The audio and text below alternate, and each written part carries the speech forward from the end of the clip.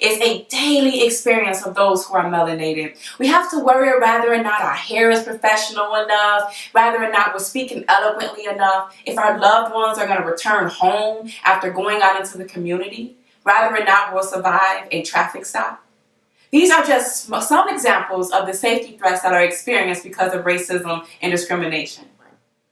My name is Chamel, and I am your host for Mind Over Matter.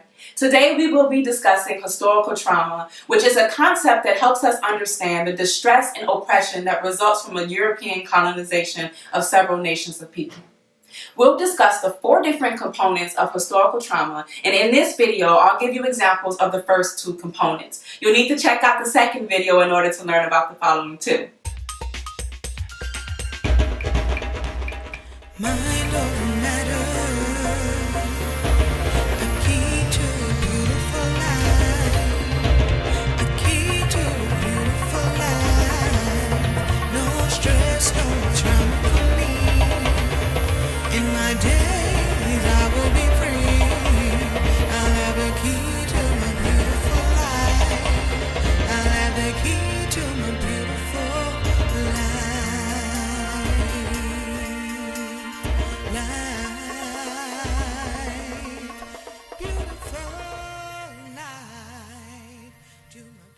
Today we are discussing historical trauma from the perspective of the community known as African Americans or Black Americans. The colonial injury that these individuals have experienced is something called denationalization, in which they were stripped of their quality of character of belonging to a nation. They were stripped of their language, their flag, their culture, etc.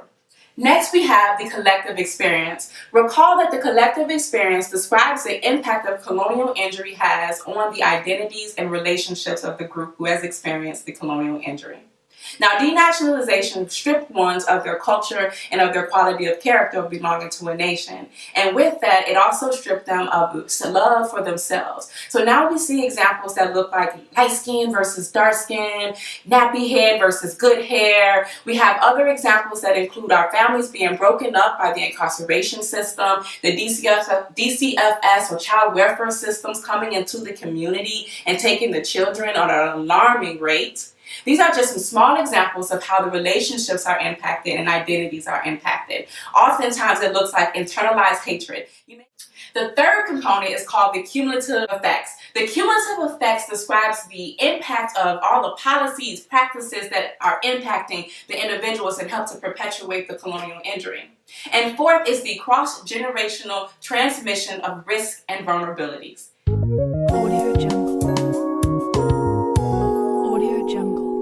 While historical trauma is a horrific situation and condition, we can still heal. I need you to know that. So here are 3 simple steps you can begin taking today to begin healing your relationships. Number 1, be patient with yourself and with others. All too often, the biggest challenge that happens in communication is a simple misunderstanding in the reason, the intent, and the purpose behind the communication. Number 2, seek to understand that other person's perspectives, their thoughts, and their emotions while having patience with yourself and also recognizing your own. Number 3, make sure you notice your stress response system. Having conversations that have differences of opinions or that are really challenging to be had can have really big impacts on our own stress response system. So it's very important that you pay attention to what's coming up for you. Are you getting defensive? Are you getting hot? Is your heart beginning to race? These are just some small cues that might happen to tell you that your stress response system is on. You can watch our other videos to learn how to turn them off, or simply taking a deep breath or doing some other techniques in some of our other Mind Over Matter vlogs. Thank you for joining me today on Mind Over Matter. My name is Chamel. Make sure you subscribe to our YouTube channel so that you are aware of when our second video drops on historical trauma. Thanks for joining me.